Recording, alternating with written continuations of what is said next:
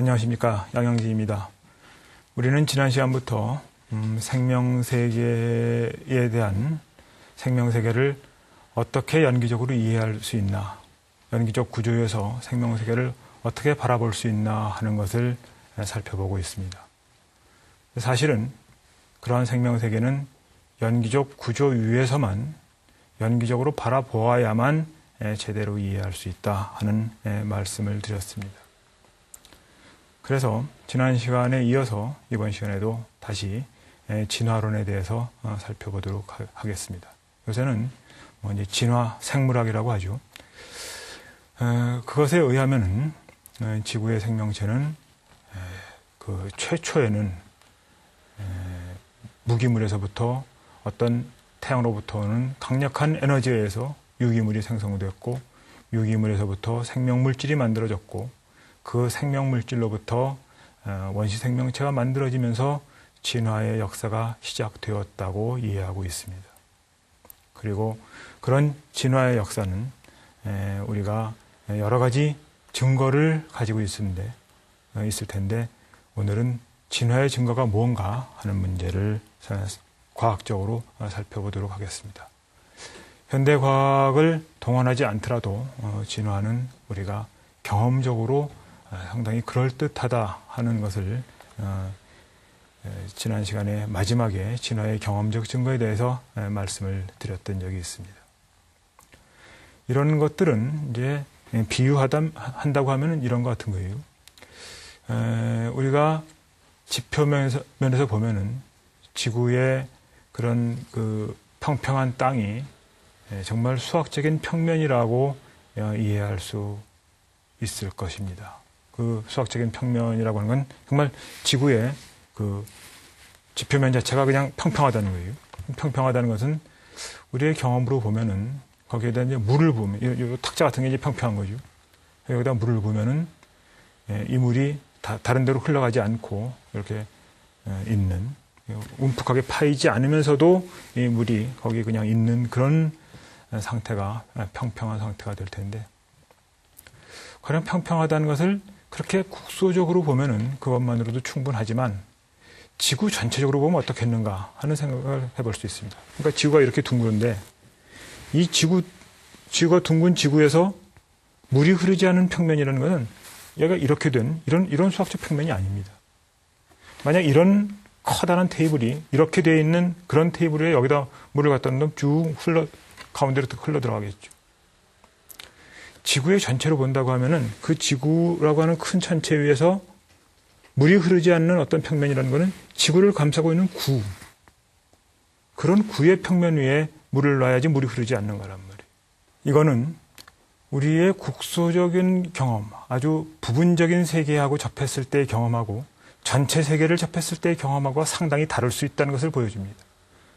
부분적인 경험으로 본다면은 여기에 있는 이 탁자처럼 평평한 것 위에 뭘 놨을 때 이게 물이 흐르지 않는 둥근 공이 흘러가지 않는 그런 거가 되겠습니다만, 지구 전체로 보면 이렇게 둥근 그것이 공이 흘러가지 않고 물이 흐르지 않는 그런 평면이 된다는 것입니다.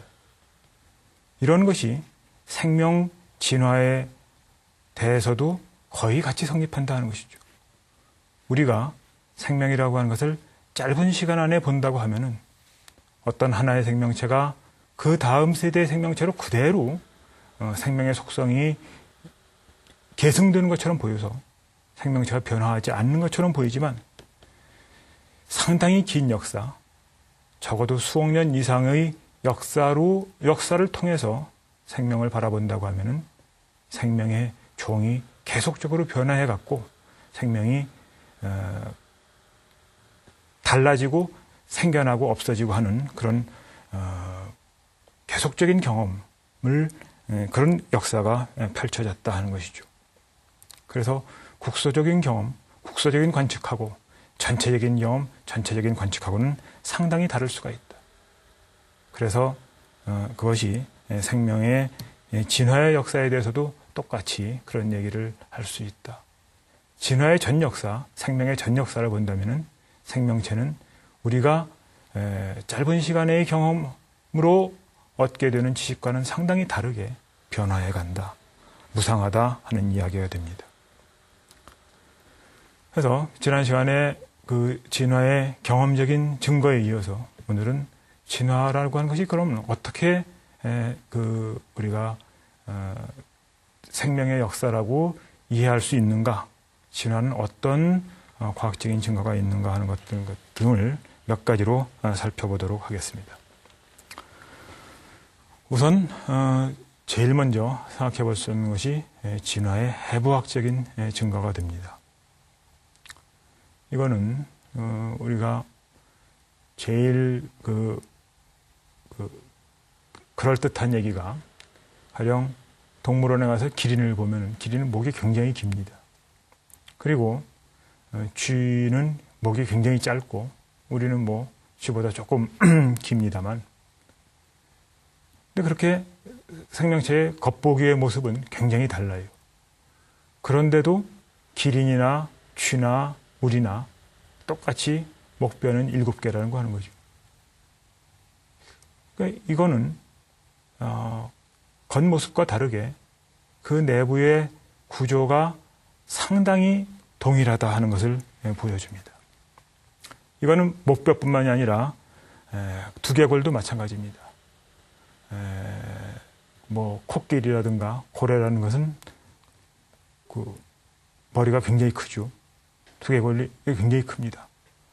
우리는 그 중간 정도 되겠지만 두개골이 아주 작은 그런 포유류들도 있습니다. 뭐 쥐 같은 것이 또 생쥐 같은 거, 흰쥐 같은 거가 그런 예가 되겠습니다만은, 그런 동물들의 그 머리에 있는 두개골의 수, 그리고 그것이 갖는 기능이라든가 구조 같은 것이 전부 동일하다 하는 것이죠. 이게 동일하다고 해서 물론 그게 진화의 직접적인 증거가 되는 것은 아닐 것입니다. 그렇지만 이런 걸로부터 우리는 그런 생명체들이 어떤 같은 원인으로부터 나왔을 거다, 그 같은 공통의 조상이 있었을 거다 하는 추측이 가능해집니다. 이런 거는 이제 해부학적인 증거가 되는데, 또 다른 증거는 이제 이런 겁니다. 새의 날개라든가 포유류의 앞발이라든가 고래의 앞지느러미, 특히 이 중에서 고래하고 포유류는 똑같이 앞발을 가지고 있는데 새의 날개보다 훨씬 더 가깝죠, 둘이. 근데 고래의 앞지느러미하고 그 다른 포유류의 앞발하고는 구조나 기능이 상당히 다릅니다, 겉으로 보기에는. 그런데 그 앞발과 앞지느러미를 이루고 있는 뼈의 수는 같다고 하는 것이죠. 이런 거는 그런 것들이 뭔가 어떤 공통된 뭔가를 가지고 있다, 아니면은 그들의 공통된 조상이 동일하다 하는 겁니다. 이거는 고래의 앞지느러미를 이루고 있지만 박쥐는 이제 포유류입니다. 박쥐는 날아다니는 것처럼 보이지만 새끼를 낳고 젖을 먹이니까 포유류에 해당이 되는데, 박쥐의 날개도 상당히 다른 모습으로 보이지만 우리의 손가락하고 뼈마디의 수라든가 그 구조가 똑같다. 그러니까 우리의 손하고 모습은 다르지만 이 뼈 하나가 길게 늘어난 그런 거에 불과한 거죠. 그래서 뼈가 위치하고 있는 그 어떤 구조는 동일하다. 이런 거는 이런 포유류의 공통조상이 있었을 거라고 하는 추측을 가능하게 합니다. 물론 직접적인 증거는 아직 아닙니다만, 그 다음에 이건 보다 그거보다는 직접적인 증거가 될 수 있을 것 같은데, 발생학적인 증거를 생각해 볼 수 있습니다. 이거는 포유류 하나나 아주 가까운 데서뿐만이 아니라 포유류, 조류, 파충류, 양서류, 어류까지 동일한 그런 거가 되는데, 가령 심장을 본다고 하면은 포유류는 이심방, 이심실을 가지고 있습니다. 그러니까 우리 몸 전체에서 피가 우심방으로 들어오고 그 우심방으로 들어온 피가 우심실로 옮겨지면서 우심실에서 펌프질을 해가지고서 좌심방으로 들어가고 좌심방에서 좌심실로 가서 우리 몸으로 전체로 나갑니다. 그러니까 심실이 두 개 있고 심방이 두 개 있는 그런 심장 구조를 가지고 있는데 이게 다른 동물은 안 그렇단 말이에요. 양서류 같으면은 이심방 일심실이고 한데 이런 여러 가지 동물들이 발생 초기에는 처음에는 어류의 심장을 가지고 있다가 양서류의 심장으로 옮겨가고 양서류의 심장이 파충류로 옮겨가고 그 다음에 조류나 포유류로 옮겨가는 이런 과정을 거친단 말이에요.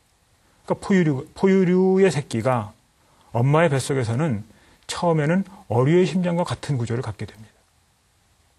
그러다가 양서류의 심장을 갖게 되고 그 다음에 나중에 조류나 포유류의 심장을 갖게 된다는 것이죠. 이거는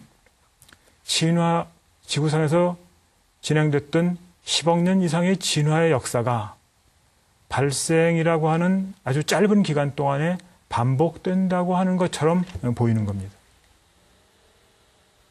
다시 말하면은 지금은 포유류나 조류, 포유류나 조류 혹은 포유류나 어류, 포유류나 양서류 같이 아주 다른 종류의 동물들이지만 그것의 공통조상은 언젠가는 같았을 것 같다 하는 것이죠. 여기서 이제 진화론이라고 하는 것이 우리가 보통 이해하고 있는 것과는 상당히 다른 이론이라고 하는 것을 보여주는 겁니다. 우리가 보통 이해하기에는 진화론을 하면은 지금 동물원에 있는 원숭이가 사람이 되는 거냐라고 이해할 수가 있습니다. 그러나 이거는 굉장히 잘못된 이해입니다. 진화론은 마치 하나의 나뭇가지에서부터 여러 가지의 나무 줄기에서부터 여러 가지의 나뭇가지가 퍼져나가듯이 혹은 이렇게 손에서 같은 요 줄기에서부터 여러 개가 퍼져나가듯이 지금의 원숭이가 있고 지금의 인간이 있다면은 시간을 거꾸로 거슬러 올라가면은 지금의 원숭이하고 지금의 인간의 공통조상이 어디인가 있다라고 하는 것이 진화론입니다. 그러니까 그 시간을 거꾸로 올라갔을 때 지금은 서로 달라 보이는 두 동물의 공통조상이 어디인가 존재한다는 것이 진화론이에요. 그렇기 때문에 이 이야기는 지금은 포유류의 전체, 포유류 전체로 보고 조류의 전체로 보더라도 이들의 공통조상이 있다는 것이죠. 그러니까 지금의 조류가 지금의 포유류가 되지는 않고 지금의 원숭이가 지금의 인간이 된다고 하는 얘기는 아닙니다. 다만 공통조상이 있다는 거죠. 그런데 우리는 그런 공통조상이 있을 것 같은 어떤 심증을 이런 반복 진화에서 상당히 강한 심증을 받을 수 있다 하는 것이죠. 그 다음에 말발굽 같은 것이 이제 또 그런데요. 지금 보면은 말발굽이 거의 말의, 그러니까 우리 몸으로 얘기하면 손가락입니다. 그러니까 말의 앞발이 사람의 손가락인데 우리는 5손가락이 있지만 다른 동물도 앞발에 그 발가락이 5개가 있는데 말은 그 중에서 하나만이 크게 자라고 나머지는 거의 지금 흔적도 아주 조금 있는 것처럼 그렇게 보이죠.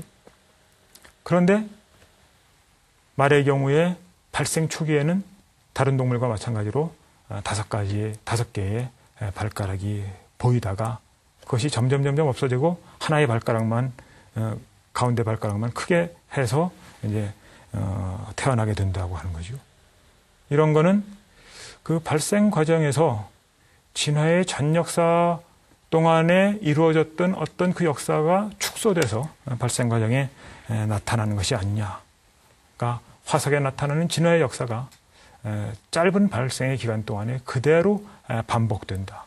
그래서 이걸 해켈의 반복 진화론이라고 이야기를 합니다. 근데 이런 것이 말발굽이나 혹은 심장에서뿐만이 아니라 신장이라든가 동맥 등에서도 역시 같이 발생을 한다고 하죠. 똑같은 일이 그런 그 기관에서도 일어난다고 합니다. 이런 거는 지금은 상당히 다르게 보이는 동물들이라고 하더라도 이 동물들 사이에 공통의 조상이 언젠가 있었다라고 하는 그런 심증을 갖게 하는 진화의 증거가 되겠습니다. 그러나 이런 것보다 더 결정적인 것이 이제 그 화석에 의한 진화의 증거가 됩니다. 고생물학적인 증거가 되죠. 우선 가장 결정적인 것은 지금은 존재하지 않는 생명체의 화석이 발견된다고 하는 것입니다. 대표적인 예가 공룡이 되겠고, 삼엽충이라든가 하는 고생대의 생명체가 된다든가 하는 거가 되는데, 그때에 우리 인간은 살아있지 않았었기 때문에 그 당시에 생명체가 어떤 것인지는 전혀 알 수가 없습니다. 화석에 남아있는 그 자국이 아니라면. 그런데 다행히도 화석에 그런 자국들이 남아있단 말이에요. 그걸 보면은 지금 지구상에 존재하지 않는 생명체가 과거에 어느 순간인가는 살았었다 하는 것이죠. 그것은 어떤 생명체인가는 과거에 존재하다가 지금 없어졌다는 거고, 또 거꾸로 얘기하면은 지금 없지만 언젠가 또 다른 생명체가 생겨날 수도 있다고 하는 가능성을 얘기해 주는 것이기도 합니다. 그런데 고생대에 삼엽충이 나오는 그 퇴적암층에서는 인간의 뼈는 발견되지 않는다는 거죠. 포유류의 뼈는 나오지 않고 그때는 그 당시의 식물들만 나온다는 거예요. 그러니까 지층이 언제 형성됐는지를 우리가 알 수가 있는데 그 지층의 연대별로 진화의 그 각 단계의 생명체들이 출현을 한다는 것입니다. 그러니까 오래된 지층에서는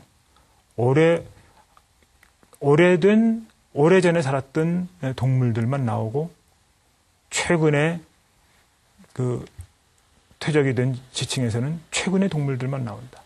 그러니까 인간의 뼈는 3억 5천만 년 전에 지층에서는 나오지 않고 포유류의 뼈도 나오지 않는데 또 요새 가까운 지층에서는 공룡의 뼈가 안 나오는 거겠죠. 7천만 년 이후에 지층에서는 공룡의 뼈가 안 나오는 것처럼 그렇게 지층별로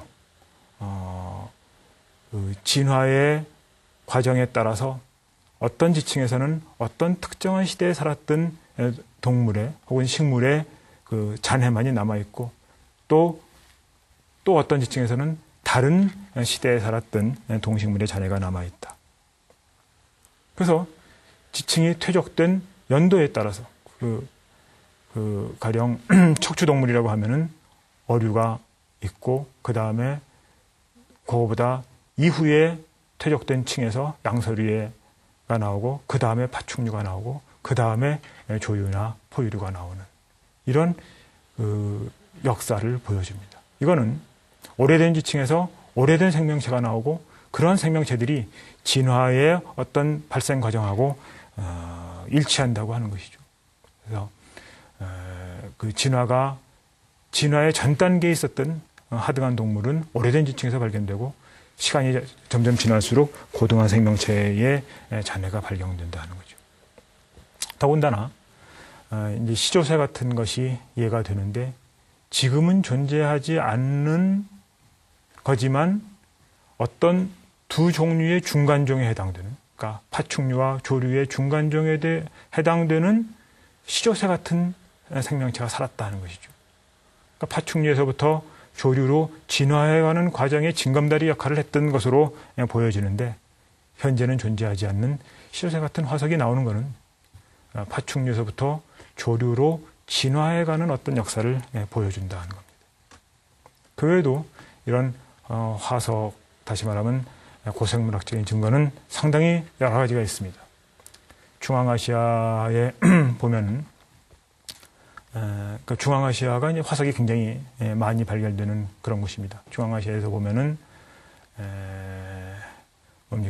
말의 발굽이 전에 말씀드렸던 것과 마찬가지로 어떻게 가운데 발가락 하나만 크게 남아있고 나머지 네 발가락이 퇴화되는 그런 과정을 시대별로 쫙 보여주는 그런 화석들이 발견이 됩니다.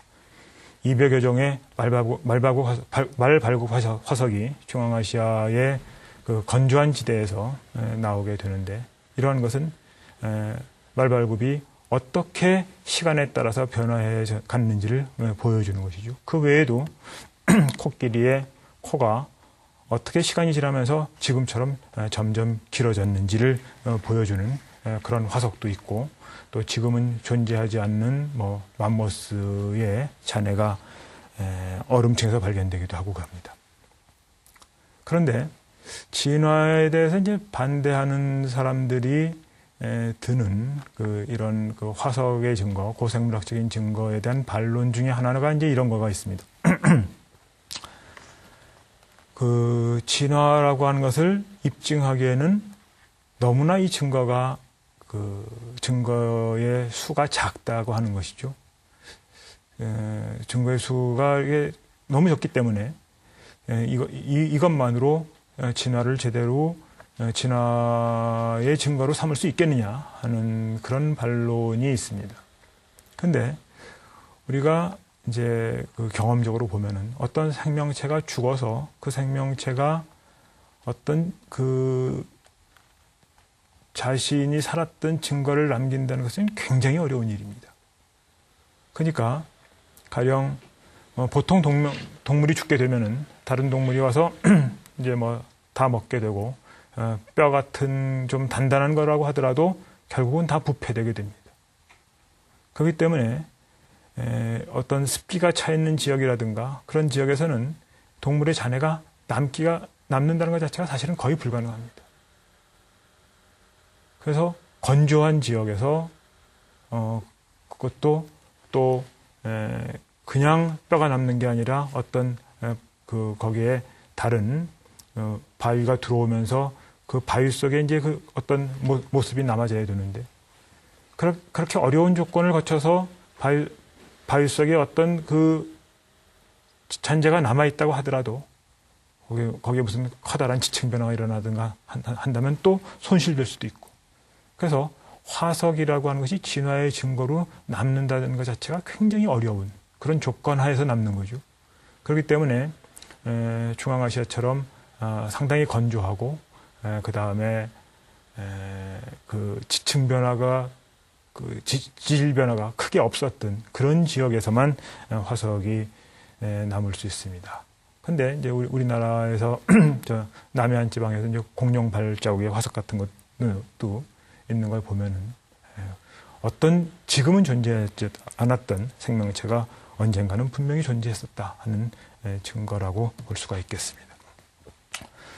그런데 이런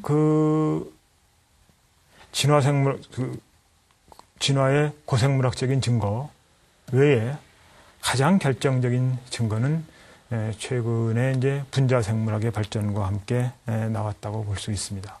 이제 진화의 분자생물학적인 증거가 되는데요. 하나 예를 들면은 우리 몸을 구성하고 있는 혈액의 헤모글로빈 분자의 아미노산 배열이 어떻게 되어 있는가 하는 겁니다.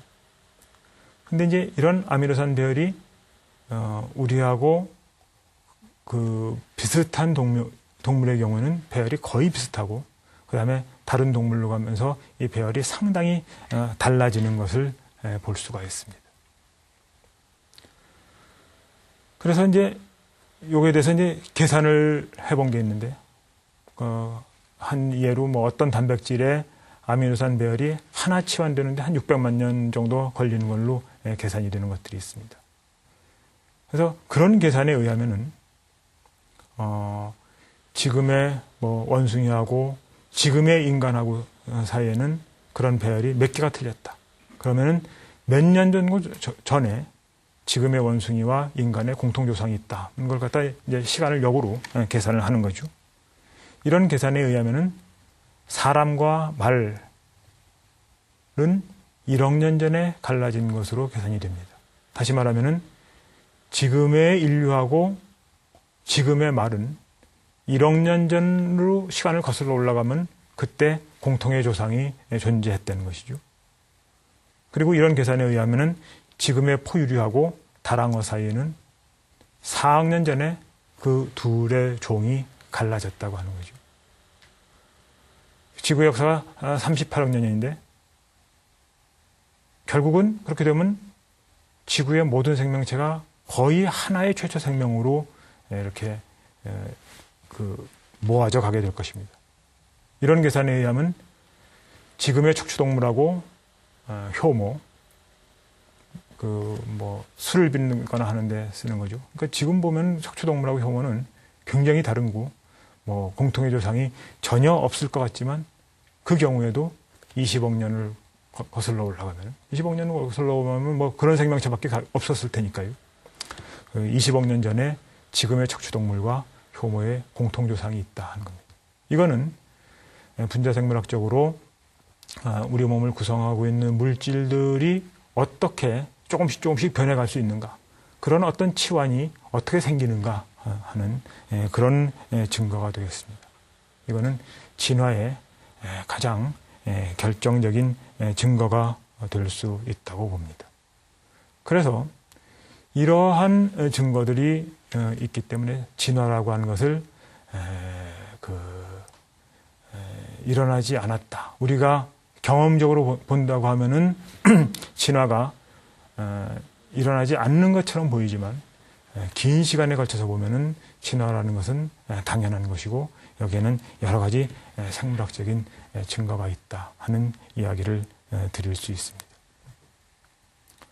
그런데 여기서 이제 진화에 대한 또 하나의 이제 반론이 있습니다.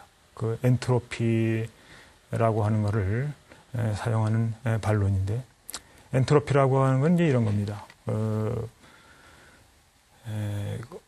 음의 정보량이라고 이야기를 하고, 혹은 불확정성의 정도, 무지의 정도, 이제 그런 것이 엔트로피의 양이 됩니다. 비슷한 용어는 엔탈피라고 하는 연력학적인 양도 있고, 그 다음에 우리 몸에서 나오는 호르몬으로 엔돌핀이다 하는 것도 있는데, 그건 전혀 사실은 다른 개념들입니다. 엔트로피라고 하는 것은 그 정보 이론에서 이제 나오는 이야기도 하고 물리학의 용어이기도 한데, 이거는 어떤 사물이 얼마만큼 무질서한가 하는 정도를 나타내는 겁니다. 얼마만큼 그 사물의 시스템에 대해서 모르는가 하는 정도를 나타내는 양이 엔트로피죠. 그래서 엔트로피 증가의 법칙이라고 하는 것은 뭐냐 하면은, 가령 예를 든다고 하면은 마당에 낙엽이 막 흩어져 있습니다. 그거는 어지럽게 무질서한 상태가 되는데, 이런 상태가 엔트로피가 높은 상태입니다. 그런데 가령 마당에 그 낙엽들이 어느 한 곳에 탁 모여 있다고 하면은 상당히 질서가 있는 그런 상태가 되죠. 그런 상태에서는 우리는 마당의 낙엽이 어느 지점에 있는지를 정확하게 알 수 있는, 마당의 낙엽의 어떤 위치에 대한 정보를 상당히 많이 가지고 있는 그런 경우가 되는데, 그런 경우는 엔트로피가 낮은 상태가 됩니다. 그런데 우리의 경험에 의하면은 그렇게 엔트로피가 낮은 상태가 엔트로피가 높은 상태로는 항상 이행을 해 갑니다. 그런데 엔트로피가 높은 상태, 다시 말하면 마당에 낙엽이 막 흐트러져 있는 그런 상태에서 저절로 마당의 낙엽이 한쪽으로 모아지는, 엔트로피가 낮은 상태로는 잘 안 간단 말이에요. 만약에 그 엔트로피가 높은 상태에서 엔트로피가 낮은 상태로 저절로 간다고 하면은, 다시 말하면은 마당의 낙엽이 이렇게 널브러져 있는 그런 상태에서 낙엽이 한쪽으로 모이는 그런 상태로 저절로 간다고 그러면 우리는 마당을 청소할 필요가 사실 없습니다. 가만히 보고 있다가 낙엽이 한 곳으로 모이는 그런 시간에 낙엽을 가서 주워 담기만 하면 될 텐데, 그런 일들은 사실은 안 일어난다 하는 거죠. 집안의 먼지를 청소하는 것도 만약에 엔트로피가 줄어드는 일이 저절로 일어난다고 하면 집안의 먼지를 청소할 일 없이 먼지가 한 곳으로 모이는 때를 기다리기만 하면 되는데, 그런 일은 자연계에서 안 일어납니다. 그것이 이제 엔트로피 증가의 법칙이에요. 한 예를 더 든다고 하면은 커피잔에 커피를 갖다가 놓으면은 커피가 쫙 퍼져나가죠. 커피의 위치를 점점 더 알 수 없는 상태로 이행해 가는 겁니다. 그런데 우리가 경험을 해서 알지만 그렇게 퍼져 있던 커피가 한 곳으로 쫙 모이지는 않는단 말이에요. 이거는 커피에나 낙엽에 의해서 전부 동일하게 작았던 엔트로피가 커지기는 하지만 저절로 커졌던 엔트로피가 작은 것으로 가지는 않는다 하는 겁니다. 물론 이때 이제 에너지를 거기다 투입을 하면은 큰 엔트로피의 어떤 개가 작은 엔트로피의 개로 이행해 갈 수 있습니다. 무슨 말이냐면 우리가 낙엽을 쓴다고 하는 어떤 노력에 의해서 마당에 널브러져 있던 낙엽을 한 곳으로 모을 수가 있죠. 그 다음에 물에 이렇게 쫙 퍼져 있던 커피라고 하더라도 물을 증발시키면 에너지를 투입해서 물을 증발시키면은 그 커피들을 농축해낼 수가 있습니다. 다시 말하면 물리화학적으로는 엔트로피라고 하는 것을 투입을 함으로써 그 시스템 어떤 개의 그 불확정성, 개에 대한 우리의 무지의 정도를 줄일 수가 있습니다. 그런데 이렇게 엔트로피가 증가한다고 하는 그 연력학의 법칙 혹은 정보이론의 법칙이 생명 진화하고 맞지 않는다고 하는 반론입니다. 무슨 얘기냐 하면은 우리의 생명체라고 하는 것은 대단히 그 체계적인 어떤 시스템입니다. 그러니까 세포 하나만 보더라도 세포 하나가 굉장히 복잡하고 정교한 시스템이에요. 다시 말하면 그 세포 하나에 굉장히 많은 정보가 농축되어 있는 거라고 볼 수가 있습니다. 그런데 생명의 진화라고 하는 것은 최초에는 아주 원시 생명체, 아주 비교적 작은 생명체였습니다. 그런 작은 생명체에서부터 상당히 덩치가 큰 생명체로 이렇게 이행해 가는 것이 생명 진화의 대체적인 역사가 된단 말이에요.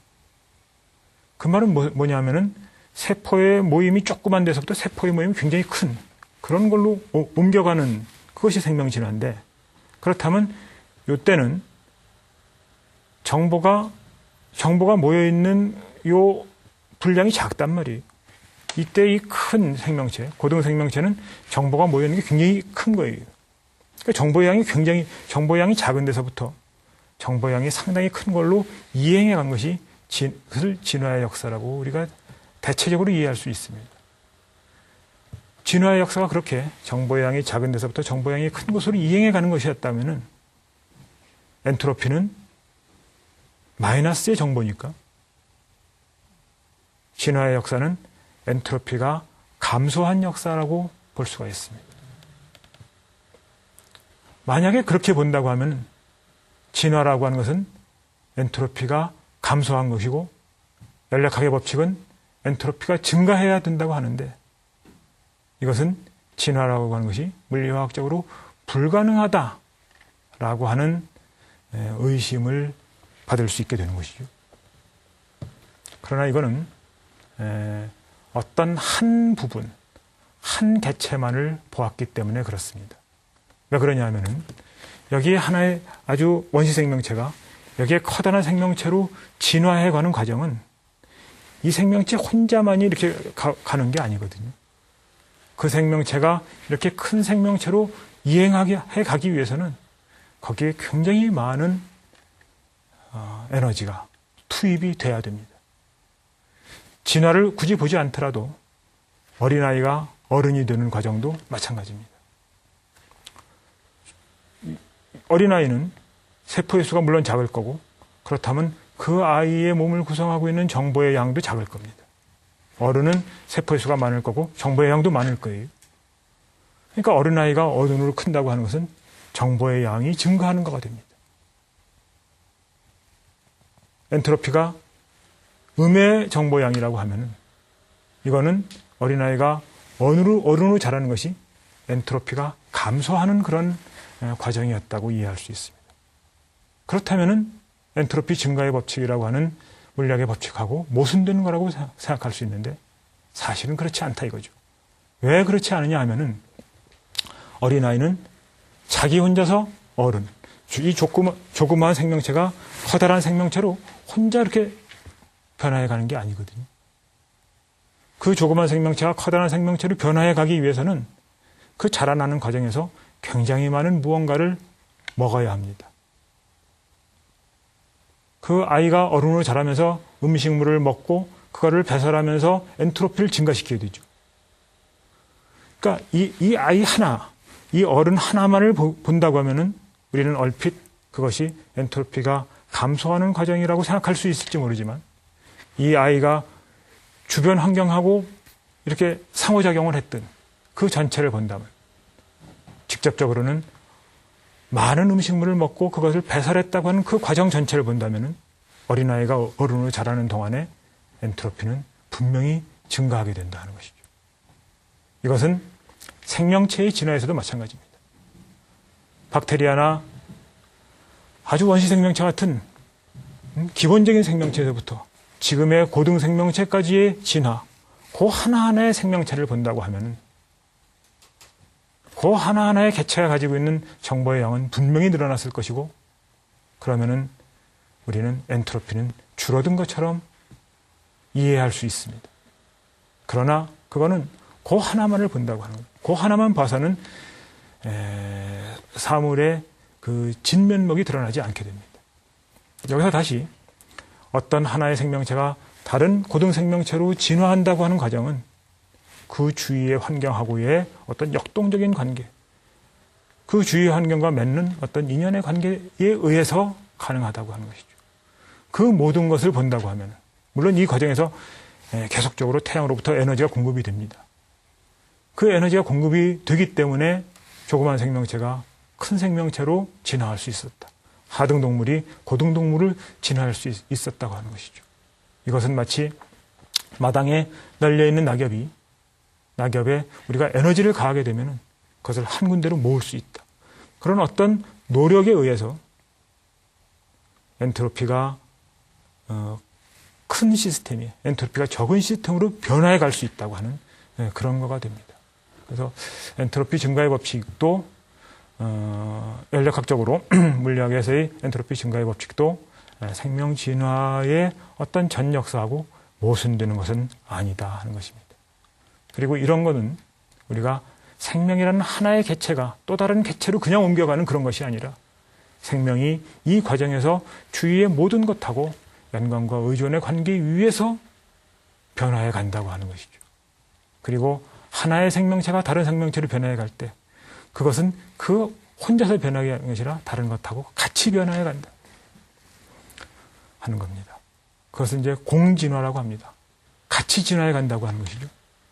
지구상에 있는 지금 우리가 알고 있는 모든 생명체는 전부 다 그런 공진화의 과정을 거쳤습니다. 아까 20억 년 전으로 시간을 거슬러 올라가면 포유동물하고 효모의 공통의 조상을 만날 수 있다고 했는데 그 공통의 조상이 있은 다음부터 효모는 효모대로 포유류는 포유대로 갈라지긴 했지만 그런 포유류하고 효모하고 서로의 우리가 지금은 알지 못하는 연관과 의존의 관계를 맺고 있었을 것입니다. 그러면서 진화의 역사가 진행됐을 거고 그 진화의 역사의 결과 지금의 효모와 지금의 포유동물이 있게 됐을 것입니다. 이 전체 생명의 체계가 같이 진화해 나가는 그런 시스템이다 하는 것이죠. 그래서 인간과 지구의 전체 생명 그리고 조금 더 나간다고 하면은 지구라고 하는 전체 시스템 이것과 이 전체와의 어떤 연관과 의존의 망이 형성된다. 지구 대기가 다른 행성과 다른 것에서부터 것을 예로 들어서도 말씀을 드렸습니다만 이런 생명체가는 일방적으로 지구의 영향권에 있는 것이 아니라 이러한 생명체가 지구를 때로는 변화시키기도 한다. 이것이 진화다 하는 이야기를 드리겠습니다. 그 진화는 어떤 개체든지 그것이 생명체든 지구라고 하는 천체든 언제나 같은 속성, 같은 성질을 가지고 있는 것이 아니라 서로의 그 주고받음, 상호 연관의 어떤 관계에 의해서 자신을 끊임없이 변화시켜가고 있다. 그래서 지구라고 하더라도 생명이라고 하는 것에 의해서 변화되니까 무상이고 생명이라고 하는 것도 진화의 과정 속에서 전부 다 무상이고 무하다. 그 모든 것이 전부 다 연기의 망 위에 있다 하는 그런 말씀을 드릴 수 있겠습니다. 그렇게 이해해야 생명이라고 하는 것과 지구라는 전체, 생명의 역사 전체를 제대로 바라볼 수 있다고 생각을 합니다. 다음 시간에는 이런 생명의 역사, 생명 진화의 역사가 불교에서 말하는 중도사상하고는 어떻게 연관이 되는지, 그리고 그 다음에 이런 그 의존의 관계, 상호 연관의 관계가 어떤 것인지에 대해서 다시 알아보도록 하겠습니다. 안녕히 계십시오.